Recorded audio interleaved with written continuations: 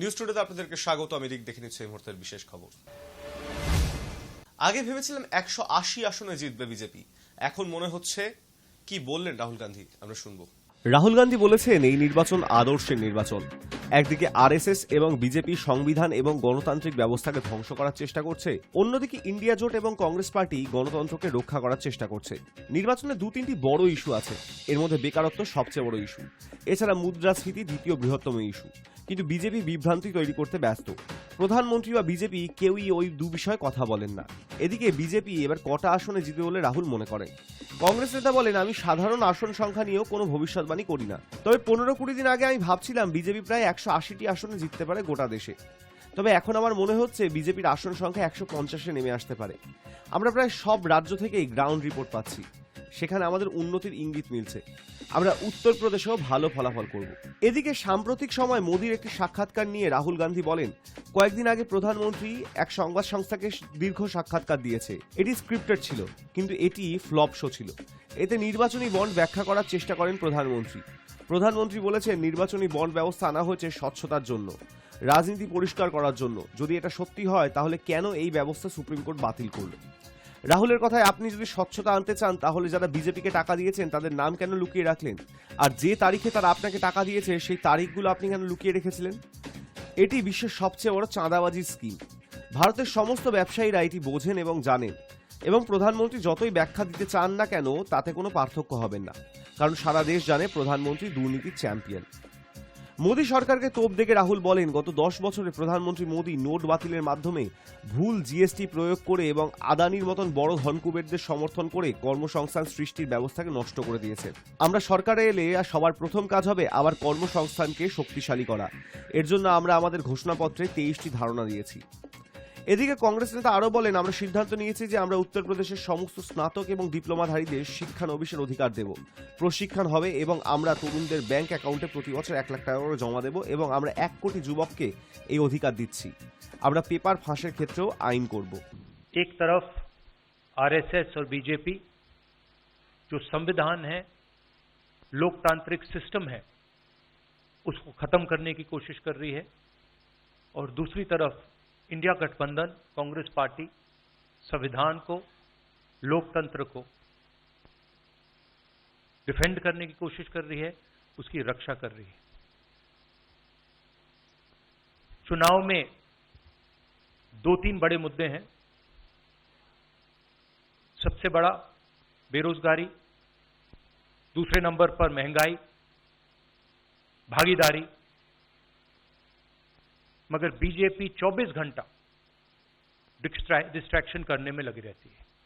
कभी प्रधानमंत्री समुद्र के नीचे चले जाते हैं, कभी आसमान में सी प्लेन पे चले जाते हैं, मगर जो मुद्दे हैं उनके बारे में ना प्रधानमंत्री ना बीजेपी बात करती है। इलेक्टोरल बॉन्ड का जो स्कीम है, ये दुनिया का सबसे बड़ा एक्सटॉर्शन का स्कीम है। हिंदुस्तान के सारे बिजनेसमैन इस बात को समझते हैं, जानते हैं, और प्रधानमंत्री जितनी भी सफाई देना चाहें कोई फर्क नहीं पड़ने वाला है, क्योंकि पूरा देश जानता है कि प्रधानमंत्री भ्रष्टाचार के चैंपियन है। लग रहा था 15-20 दिन पहले कि 180 से 180 तक जाएंगे, अब मुझे लग रहा है 150 तक जाएंगे। हर स्टेट में हमें रिपोर्ट मिल रही है कि हमारा चुनाव इंप्रूव कर रहा है और अंडर करंट है। जहां तक गठबंधन की बात है, यूपी गठबंधन की बात है, बड़ा पावरफुल गठबंधन है, और बहुत अच्छा परफॉर्मेंस होगा हमारा उत्तर प्रदेश में। इस बार भारतीय जनता पार्टी को गाजियाबाद से लेकर के गाजीपुर तक इंडिया गठबंधन सफाया करने का काम करेगा। आज किसान दुखी है। तमाम जो वादे किए थे, भारतीय जनता पार्टी की हर बात झूठी निकली। उनके वादे झूठे। न किसान की आय दोगुनी हुई, न नौजवान को नौकरी रोजगार मिला, और जो सपने दिखाए थे विकास के, वो भी अधूरे हैं। जो इनका नैतिकता का बुलबुला था वो भी टूट गया। इलेक्टोरल बॉन्ड ने इनका बैंड बजा दिया। भारतीय जनता पार्टी सभी भ्रष्टाचारियों का गोदाम बन गई। इनका एक ही नारा है, झूठ बोलने का और लूटने का। लूट और झूठ भारतीय जनता पार्टी की पहचान बन गई है। पेपर लीक कितने हुए हैं? 1-2 होते तो ठीक था, लेकिन 10 पेपर लीक हुए। और मैंने कई मौकों पर वो बात बताई कि अगर एक परिवार के हम केवल 3 सदस्यों को मान लें, जिस व्यक्ति ने परीक्षा लिखने की तैयारी की, जो परीक्षा नहीं दे पाया पेपर लीक के कारण, और उसके माँ बाप को अगर हम जोड़ लें, तो ऐसे 60 लाख नौजवान हैं। 60 लाख नौजवानों का भविष्य अंधकार में डाल दिया। और अगर 60 लाख का गुणा करें हम 3 से, 1 करोड़ 80 लाख, और 1 करोड़ 80 लाख को अगर हम डिवाइड कर दें 80 लोकसभाओं से, तो भारतीय जनता पार्टी का 2,25,000 वोट हर लोकसभा में कम हुआ है। इसलिए एक भी वोट बट ना पाए। भारतीय जनता पार्टी के लोग संकल्प लें कि ना किसी परिवार वाले को टिकट देंगे और ना किसी परिवार वाले से वोट मांगेंगे।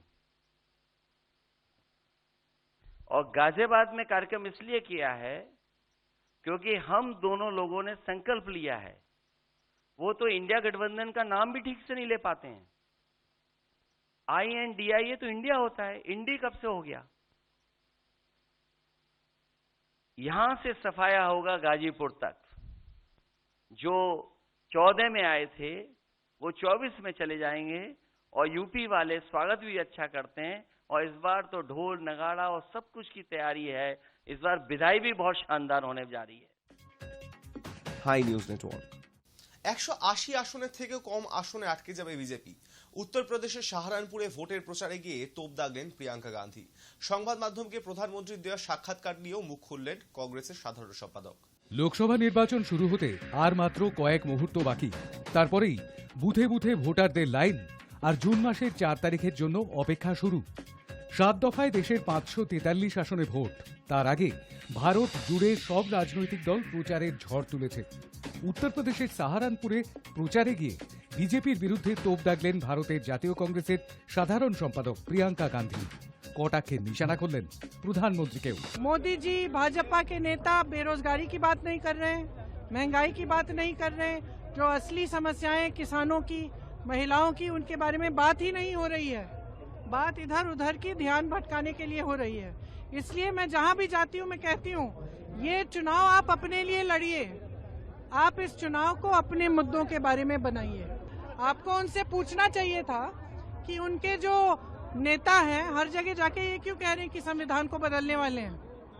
सुनिए, कि आप उनसे पूछिए ना कि संविधान को बदलने वाली बात उन्हीं के नेता क्यों कर रहे हैं। ये बात उभरी कहां से और इस बात का मतलब क्या है। अगर किसी को डरना नहीं चाहिए तो इसका मतलब क्या है, क्योंकि जब संविधान बदलेंगे तो आरक्षण को क्या होगा। जब संविधान बदलेंगे तो ये जो अधिकार है जो सबका है इस देश में, कि चाहे प्रधानमंत्री हो चाहे छोटे से छोटा किसान हो, उसका वोट का अधिकार है, इसका क्या होगा। तो इसका जवाब देना, ये कहना काफी नहीं है कि डरिए मत, हम तो वैसे भी नहीं डरते। প্রিয়াঙ্কার নিশানায় উঠে এলো সংবাদ মাধ্যমকে প্রধানমন্ত্রীর দেওয়া সাক্ষাৎকারও। ইলেকটোরাল বন্ড নিয়েও ফের স্বজন পোষণের অভিযোগ কংগ্রেসের সাধারণ সম্পাদকের মুখে। जैसे मैंने कहा, इस चुनाव को हम देखते हैं जनता के नजरिए से। जनता जागरूक बने, समझे कि उनके साथ क्या हो रहा है। कल मोदी जी ने कहा कि इलेक्टोरल बॉन्ड के जरिए ये पूरा सिस्टम पारदर्शी हो गया है। वाह, तो ये स्कीम किसने निकाली भाई? गुप्त चंदा देने की स्कीम किसने निकाली? मोदी जी ने निकाली। अब सुप्रीम कोर्ट ने कह दिया कि इस गुप्त चीज को आप पारदर्शी करो, जनता के सामने सूची लाओ। पहले तो आपने मना किया कि सूची नहीं मिल रही है, फिर सूची भी सुप्रीम कोर्ट ने कहा कि मिल रही है नहीं मिल रही है हम नहीं जानते, निकाल के 2 दिन में सूची निकली कि नहीं निकली। उसमें क्या पता चला? उसमें पता चला कि जो कंपनी 180 करोड़ रुपए का काम कर रही है वो आपको 1100 रुपए की चंदा दे रही है। उसमें पता चला कि जिसने गुजरात का वो पुल बनाया वो भी चंदा दे रहे हैं। उसमें पता चला कि किसी पर आपने छापा मारा, उन्होंने चंदा दे दिया, अचानक उन पे से केस उठ गए। यही पता चला ना। तो ये भ्रष्टाचार के खिलाफ लड़ाई कैसे है? इनसे भ्रष्ट तो कोई है नहीं। ये इन्होंने तो भ्रष्टाचार का बाकायदा सिस्टम बना दिया, और जब पकड़े गए तब कहने लगे कि भाई पारदर्शी सूची है। ये बहुत गलत बात कर रहे हैं। जनता को जागरूक बनना पड़ेगा कि जनता के साथ कितना विश्वासघात हो रहा है आज के दिन। सब जितनी भी देश की संपत्ति है वो ज्यादातर इनके बड़े बड़े उद्योगपति मित्रों को दे चुके हैं। ये जहाँ से रोजगार बनते थे वो सारे साधन बंद हो गए हैं। छोटे मध्यम बिजनेस, छोटे छोटे कारोबार, दुकानदार, जो अच्छे खासे बिजनेस चल रहे हैं देश में, तो जो गिने चुने इनके दोस्त हैं, दो चार लोग हैं, उनको पूरी देश की संपत्ति आपने दे दी। इससे बड़ा भ्रष्टाचार बताइए क्या है? इससे बड़ा भ्रष्टाचार क्या है कि आप पैसों के बल पर चुनी हुई सरकारों को आप खत्म कर रहे हैं, तोड़ रहे हैं। इससे बड़ा एक लोकतंत्र में इससे बड़ा भ्रष्टाचार क्या है? मैं तो समझ नहीं पाती हूँ कि पब्लिक देख रही है, पब्लिक जान रही है कि इस विधायक को 100 करोड़ दिए, उस विधायक को 50 करोड़ दिए, सरकार गिरा दी। अब भाजपा की सरकार आ गई, 2 महीने पहले हमने किसी और सरकार को चुना था। पब्लिक देख रही है लेकिन पब्लिक चुप है। এবারের লোকসভা নির্বাচনে বিজেপির টার্গেট দেশের 400 আসনে বিজয় লাভ। স্বয়ং প্রধানমন্ত্রী তথা বরিষ্ঠ বিজেপি নেতা নরেন্দ্র মোদী নেতা কর্মী সমর্থকদের সামনে লক্ষ্যমাত্রা বেঁধে দিয়েছেন, अब की बार 400 पार। কিন্তু রাহুল গান্ধীর মতোই প্রিয়াঙ্কার গলাতেও শোনা গেল একই সুর, 180 পেরোতে পারবে না গেরুয়া শিবির। প্রশ্ন তুললেন ইভিএম নিয়েও। ज्योतिषी नहीं रही हूँ, मैं प्रभारी रही हूँ। सीटें अच्छी आएंगी, जनता बदलाव चाहती है। मैं राजस्थान गई, उत्तराखंड गई, जनता में कोई रुझान है। थक गए हैं, वो ऐसी राजनीति नहीं चाहते। देख ली उन्होंने 10 सालों से यही घूम घूम के यही बातें हो रही हैं। लेकिन 10 सालों में किसी आम आदमी की, किसी आम महिला की के जीवन में तरक्की नहीं आ रही है, रोजगार नहीं मिल रहे हैं, महंगाई घट नहीं रही है। अब त्योहार का समय है, रामनवमी है, आज त्योहार का समय है, किसी के पास खरीदने के लिए पैसे नहीं है। चाहे कितने भी लोग परिवार में काम कर रहे हों, पूरा ही नहीं हो रहा है। महंगाई इतनी बढ़ चुकी है, बेरोजगारी इतनी बढ़ चुकी है, हद से ज्यादा। अब इन चीजों के बारे में तो मोदी जी बात नहीं करते। मुझे लग रहा है कि जो मोदी जी के इर्द गिर्द लोग हैं, अब तो बताने ही बंद कर दिए, कट गए हैं वो जनता से। क्योंकि जब बहुत सत्ता हो जाती है तो ये अक्सर होता है। इस आधार पे ये कह रहे हैं कि ये 400 पार होंगे, यही जाने। कह रहे हैं 370। हाँ, या 370 अच्छा, या तो इन्होंने कुछ गड़बड़ पहले से कर रखी है कि इनको मालूम है कि हमें 400 मिलने वाले हैं, है कि नहीं? नहीं तो इस तरह ज्योतिषी की तरह कैसे कह सकते हैं कि क्या मिल रहा है?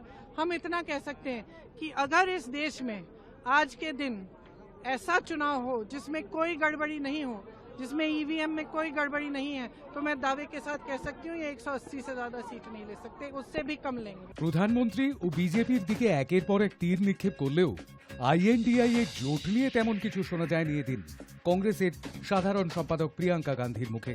ব্যুরো ইনপুটের সঙ্গে শান্তম চক্রবর্তীর রিপোর্ট, হাই নিউজ নেটওয়ার্ক। অযোধ্যায় রাম মন্দির প্রতিষ্ঠার পর আজ প্রথম রামনবমী। গত কয়েক বছর ধরে রাজ্যে রামনবমীতে বিজেপি এবং হিন্দুত্ববাদী সংস্থাগুলি সাড়ম্বরে রামনবমী পালন করে আসছে কলকাতা ও জেলায় জেলায়। রীতিমতো অস্ত্র মিছিল বের করেন তারা। এই রামনবমীকে কেন্দ্র করে গত বছর উত্তপ্ত হয়ে ওঠে রাজ্যের বিভিন্ন প্রান্ত। ফলত এবার যাতে কোনো অশান্তির পরিবেশ তৈরি না হয়, প্রথম থেকেই সেদিকে নজর রাখা ছিল। শর্ত সাপেক্ষ বিভিন্ন জায়গায় মিছিলের অনুমতিও দেওয়া হয়েছে আদালত, সেই মতোই শোভাযাত্রার ব্যবস্থা করা হয়েছে। এই পরিস্থিতিতে বুধবার সকালেই টুইট করলেন প্রধানমন্ত্রী নরেন্দ্র মোদী। তিনি লেখেন, রাম মন্দির প্রতিষ্ঠার পর প্রথম রামনবমী, এই দিনের অপেক্ষায় ছিলেন দেশবাসী। পাশাপাশি রামনবমীর শুভেচ্ছা জানিয়েছেন মুখ্যমন্ত্রী।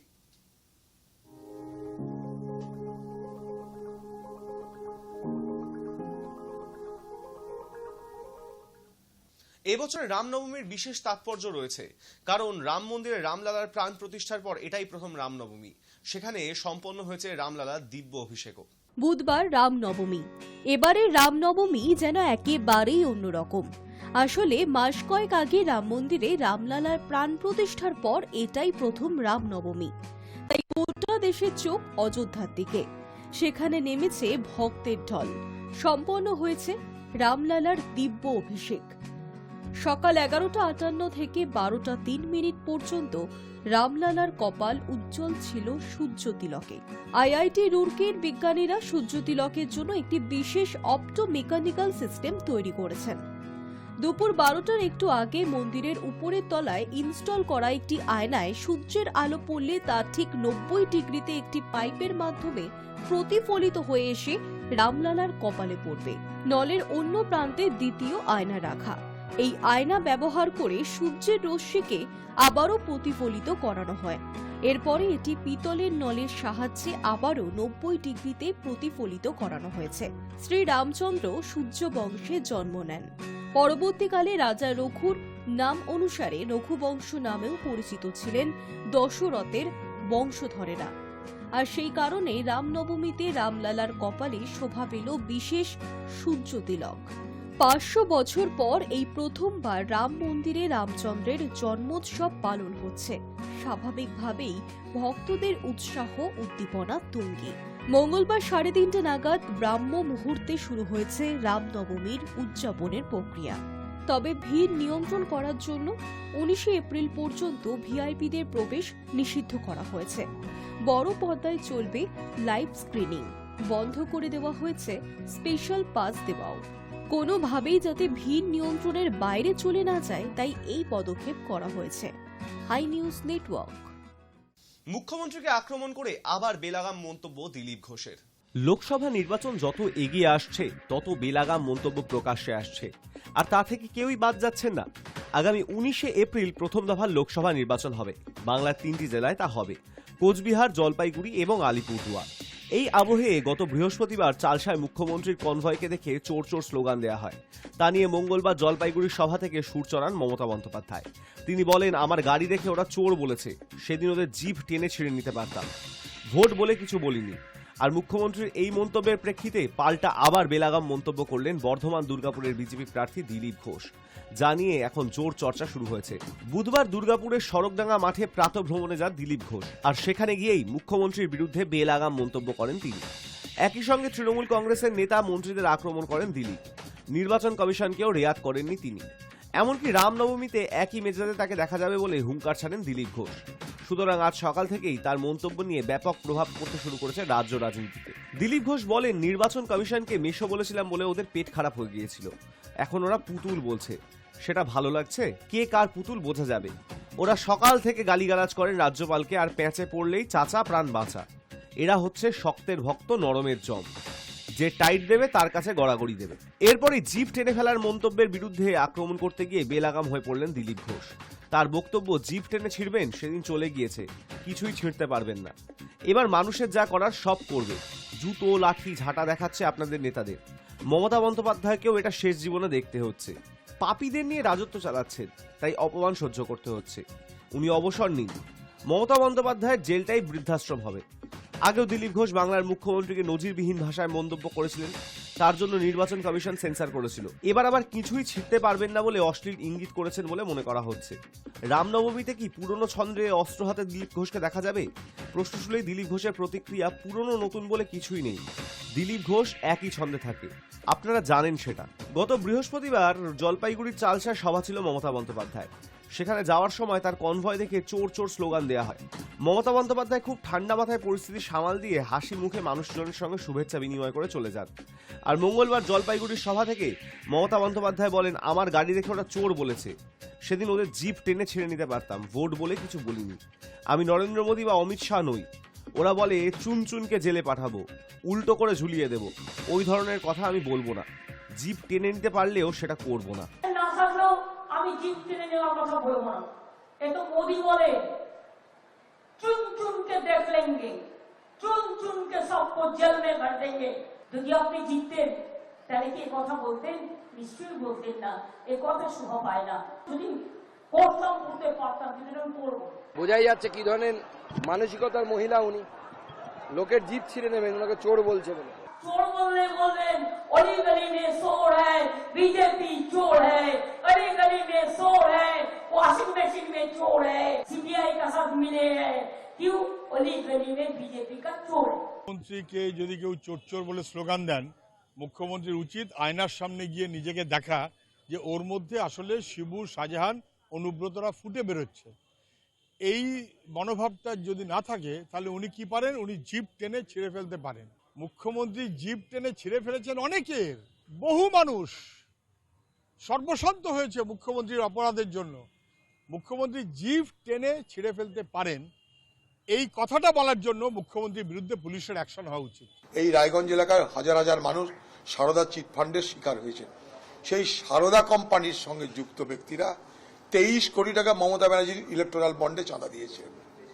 চোর আর শয়তানকে बीजेपी और तृणमूल मध्य ये फर्क करा कठिन। हाई कोर्ट ने एनआईए को जांच दी है, सबको उल्टा लटका कर सीधा कर दिया जाएगा। অমিত শাহ কি বলেছে বালুরঘাটে বেলুরঘাটে কি বলেছে, নামটাই চেঞ্জ করে দিয়েছে।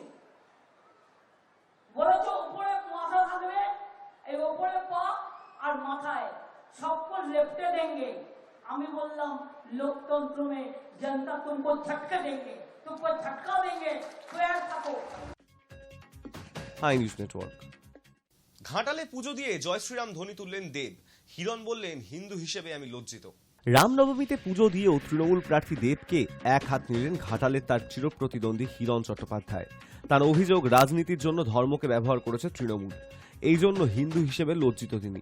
তবে হিরণকে রামনবমীর শুভেচ্ছা জানিয়ে দেবের দাবি, বিজেপি প্রার্থী যদি ইফতার পার্টিতে যেতে পারেন তিনিও রামনবমী পালন করতে পারেন এবং সেটা তিনি নিষ্ঠার সঙ্গেই করেছেন। বুধবার রামনবমীর দিন ঘাটালায় দুটি পৃথক জায়গায় রামের পুজো দেন তৃণমূলের দেব এবং বিজেপির প্রার্থী হিরণ। দুজনেরই গলাতে শোনা যায় জয় শ্রীরাম ধ্বনি। পুজো দিয়ে এলাকা জনসংযোগ সারেন দেব। অন্যদিকে বাইক র্যালিতে অংশ নেন হিরণ।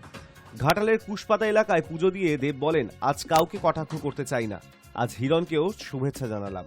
পবিত্র দিনে কাউকে ছোট করে দিনটা নষ্ট করতে চাই না। ওর দল শান্তিতে থাকুক, আমার দলও শান্তিতেই থাকুক, সবাই ভালো থাকুন। যদিও হিরণ আক্রমণের রাস্তা ছাড়েননি। তাঁর খোঁচা, যিনি আপনাদের বলেছেন যে তিনি ধর্ম নিয়ে রাজনীতি করেন না, তার দলের নেত্রী ধর্ম নিয়ে রাজনীতি করেই টিকে আছে বাংলায়। এরা আসলে কোনো ধর্মের নন, রাজনীতির জন্য ধর্মকে বেছে নেন। আমি লজ্জিত হিন্দু হিসেবে আমি রাজনীতির জন্য ধর্মকে ব্যবহার করব না। ঘাটালের কলেজ মোড়ে পুজো দিয়ে হিরণ আরও বলেন, আজ ভারতবর্ষের বিভিন্ন জায়গায় পূজিত হচ্ছে রাম, কিন্তু তৃণমূলের কোনো ধর্ম নেই। আমার কাছে আগে ধর্ম পরে রাজনীতি। ইফতার পার্টিতে তৃণমূল নেতাদের জিন্স পরে যাওয়া নিয়েও কটাক্ষ করেছেন অভিনেতা হিরণ। অন্যদিকে দেব বলেন, যদিও ইফতার পার্টিতে যেতে পারে আমিও রামনবমীতে আসতে পারি। তিনি আরও বলেন, রাম কারোর একার নয়, রাম ভক্তরা আমার সমস্ত দলেই কোথাও না কোথাও আছেন। কোনো দল যদি বলে তারা শুধুই রাম ভক্ত তাহলে বোকামি হবে। পাশাপাশি জয় শ্রীরাম ধ্বনি নিয়ে দেবের মন্তব্য, ঠাকুর তো কারোর একার হতে পারে না। ছোটবেলায় আমার বাবা মা শিখিয়েছেন, বড় হয়ে যা বুঝতে পেরেছি তা হলো ধর্ম মানেই শান্তির বার্তা দেওয়া, ধর্ম কারোর একার হতে পারে না। একজন জনপ্রতিনিধির কাজ সবাইকে আগলে রাখা।